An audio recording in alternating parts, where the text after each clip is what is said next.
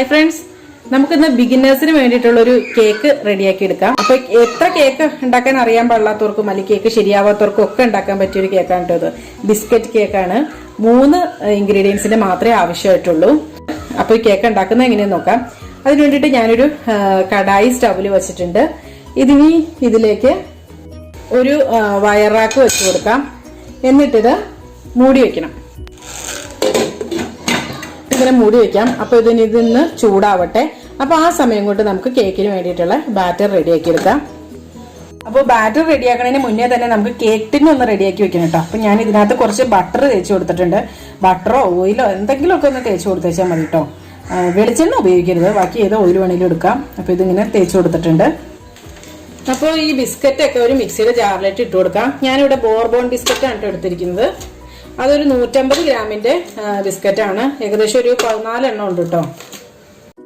അപ്പോൾ ഇത് 14 ബിസ്ക്കറ്റ് ഇട്ട് കൊടുത്തിട്ടുണ്ട്. ബോർബോൺ ബിസ്ക്കറ്റ്, ബോർബോൺ എന്ന് വെച്ചറിയില്ലേ, ഇതുപോലത്തെ. ഇത് ഒരു 5 പാക്കറ്റ് ഒന്നിച്ച് കിട്ടിയതാണ് കേട്ടോ. അതായത് 30 രൂപ വെച്ചാണ് ഒരു പാക്കറ്റിന് വന്നത്. അപ്പോൾ 3 പാക്കറ്റിന്റെ റേറ്റിൽ 90 രൂപയ്ക്ക് 5 പാക്കറ്റ് കിട്ടി. അപ്പോൾ അങ്ങനെ ഒന്നിച്ചിരുന്ന് വെച്ചാൽ അതാണ് കേട്ടോ ഈ ഒരു റാപ്പ് വന്നേക്കുന്നത്. അപ്പോൾ ഇനി ഇതിനകത്തേക്ക് ഈ ഒരു പാൽ ഒഴിച്ചു കൊടുക്കാം. ഞാനിവിടെ ഒരു 1/2 കപ്പ് പാലാണ് കേട്ടോ ഒഴിച്ചു കൊടുക്കുന്നത്. ഇതിലേക്ക് ചേർക്കുന്നത് ഇനോയാണ് കേട്ടോ. ഇത് ഒരു എത്രയാ, ഇത് 5 ഗ്രാമിൻ്റെ ഒരു പാക്കറ്റാണ്. അത്രയേ ഉള്ളൂ. അപ്പോൾ 5 ഗ്രാം എന്ന് പറയുമ്പോൾ 1 ടീസ്പൂൺ. അപ്പോൾ ഇത് ഇനോ ഇല്ലെങ്കിൽ 1 ടീസ്പൂൺ ബേക്കിംഗ് പൗഡർ ചേർത്ത് കൊടുത്തേച്ചാൽ മതി കേട്ടോ. ബേക്കിംഗ് പൗഡർ, ബേക്കിംഗ് സോഡയല്ല, ബേക്കിംഗ് പൗഡർ. അപ്പോൾ ഇതാണ് നമ്മുടെ 3 ഇൻഗ്രീഡിയൻറ്റ്.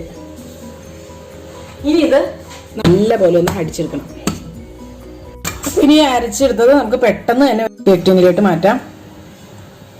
അപ്പോൾ ഇനി ഇതിൻ്റെ മുകളിലോട്ട് കുറച്ച് നട്ട്സ് ഇടിച്ചു കൊടുക്കണം കേട്ടോ. അതൊക്കെ ഓപ്ഷനിലാണ്.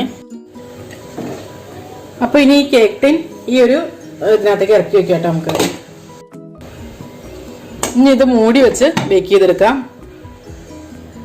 ഹോളുള്ള എന്താണെങ്കിൽ ഇവിടെ എന്തെങ്കിലും വെച്ചൊന്ന് അടച്ചു കൊടുക്കണം കേട്ടോ. അപ്പോൾ ഞാനൊരു ടിഷ്യൂ പേപ്പർ വെച്ചാണ് അടച്ചു വെച്ച് കൊടുത്തിരിക്കുന്നത്.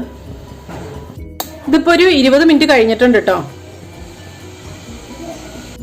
നന്നായിട്ട് ബേക്ക് ആയിട്ടുണ്ട്. അപ്പോൾ ഇനി നമുക്ക് ഫ്ലെയിം ഓഫ് ചെയ്യാം.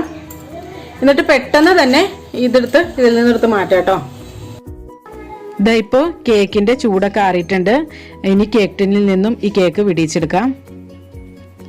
അപ്പോൾ ഈ ബോർബോൺ ബിസ്ക്കറ്റിന് പകരമായിട്ട് നമുക്ക് ഇതുപോലത്തെ ചോക്ലേറ്റ് ബിസ്ക്കറ്റ് ഏത് വേണമെങ്കിലും ഉപയോഗിക്കാം കേട്ടോ. അപ്പോൾ ഇതെല്ലാവരും ഒന്ന് ട്രൈ ചെയ്ത് നോക്കണം കേട്ടോ. നല്ല സോഫ്റ്റ് ആയിട്ടുള്ള നല്ലൊരു കേക്കാണ് നിങ്ങൾക്ക് ലഭിക്കുക. അതുപോലെ കൊച്ചു കുട്ടികൾക്ക് പോലും ഉണ്ടാക്കി നോക്കാവുന്ന ഒരു കേക്കാണ്. ഇപ്പോൾ ആദ്യമായിട്ട് കേക്കൊക്കെ ഉണ്ടാക്കി പഠിക്കണം എന്നൊക്കെ ഉള്ളവർക്ക് ഫസ്റ്റ് തന്നെ ഇങ്ങനത്തെ കേക്കുകളൊക്കെ ട്രൈ ചെയ്യുകയാണെങ്കിൽ നമുക്ക് വലിയൊരു വിഷമം തോന്നില്ല. മറ്റേ ചിലപ്പോൾ കേക്ക് കൊളായിട്ടുണ്ടെങ്കിൽ നമുക്ക് ഭയങ്കര വിഷമമായി പോകും. പക്ഷേ ഇതൊന്നും ഒരിക്കലും കൊളാവില്ലാത്തൊരു റെസിപ്പിയാണ്. അപ്പോൾ ഇതെല്ലാവരും ഒന്ന് ട്രൈ ചെയ്ത് നോക്കണം കേട്ടോ. നല്ല സോഫ്റ്റ് ആയിട്ടുള്ള കേക്കാണ്.